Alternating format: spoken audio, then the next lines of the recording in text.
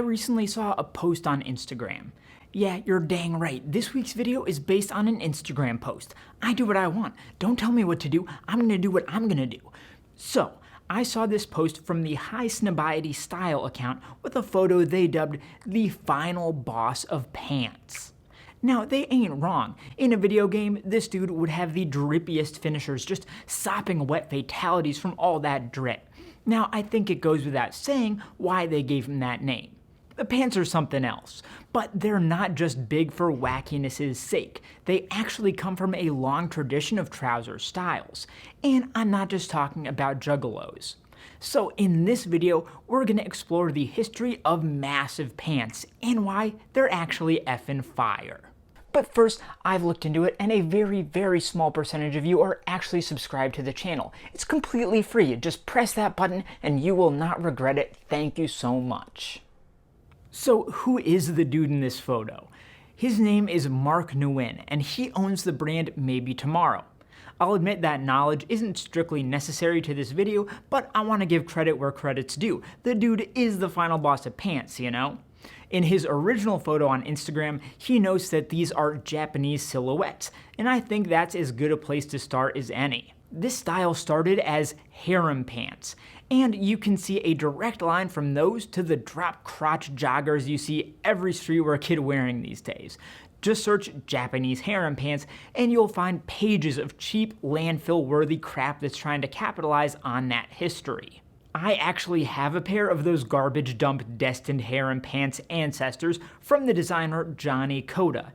You might not have heard of him, but he won a Heidi Klum fashion reality show that isn't called Project Runway, and he sells his stuff on Amazon now, which is where all the best fashion brands sell their stuff, naturally. They actually have some really cool elements to them. They're cheap and the fit is pretty funky and off, but I can rock them and make them work, so I mean, I'm happy with them, and they were at Amazon prices, so whatever, right? But let's upgrade a little bit.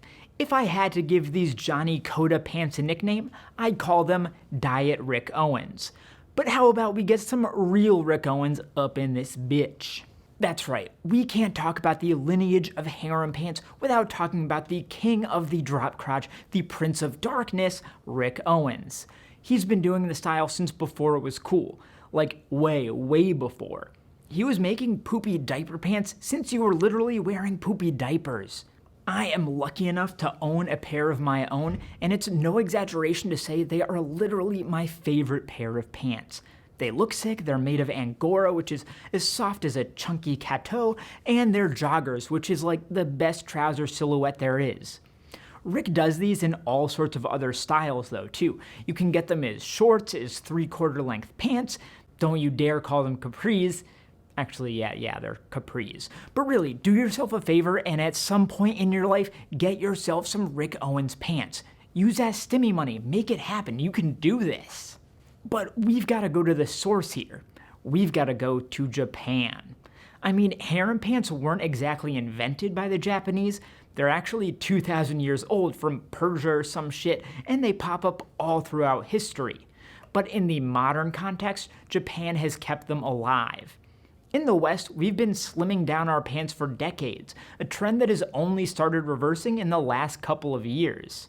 So while we're over here I like pants that hug my curves, my milkshake, you know? I want everybody to see the contours of my leggies. The Japanese were across the pond going hard with flowy trouser silhouettes. One great example of this within the fashion scene is Yohji Yamamoto. Of course, his mainline stuff is unimpeachable, but it also costs hundreds or even thousands of dollars for a single piece. If you're ballin' on a budget, you can find similar yet sportier styles from his Y3 subline with Adidas, and you'll be paying much, much less. I've got this pair of shorts that's just kind of comically big, but it's also like shiny. Can you see that in the light? Let me, ooh, glittery smooth. Okay, so they're funny to how big they are, but that's the point. It's about creating a new, unexpected shape below your hips. It's unexpected and therefore cool, if you do it right. But if you really, truly want to do it right, there's one Japanese brand to really look at. The true final boss of pants, Comme des Garçons. Rei Kawakubo, the founder of that brand, is legendary for creating these amazing structural shapes out of clothing. Shapes that maybe even have zero connection to what an actual body looks like. Some look at that and think it's crazy, but is it? Why do we even wear clothes otherwise? I mean, if we all wanted our bodies to look like our bodies at all times, we'd just be naked. Clothes create new shapes. It's just a question of how accustomed we are to those shapes. Of course, they also dabble in drop crotches, but they also have a long history with balloon pants, aka the MC Hammer Johns. My favorite variant of these comes from Comme des Garçons Black. The upside to that is that black is slightly more affordable. Keyword there is slightly. But it's still designed by Kawakubo, so you still get that pure high fashion CDG shot in the arm. I mean, look at these bad boys. Look at them. I think it's inarguable that Comme des Garçons is truly the final boss of pants. Like, this fit, insane. You can put together the wildest outfits wearing these. It's next level stuff. It opens up like a whole new world, you guys. And they have competition for sure, but it just doesn't feel right to give the title to any brands outside Japan because they have such a clear ownership over these silhouettes. But that being said, there are some great honorable mentions here. Top of my list is Jonathan Anderson, who has been doing these really awesome, like, billowy pants as creative director for Loewe. So, hey, in the end, here's what I'm trying to say. Now is the time. People are saying skinny jeans are dead. You're all buying straight leg, maybe even bootleg pants. Oh, very, very out there, right? But no, it's time to nut up. Go further. Get the biggest pants you can find and rock the hell out of them. So let me know in the comments which is your favorite style of these, and make sure you watch the other video on screen here. Subscribe to my channel, like this video, and I'll see you next time.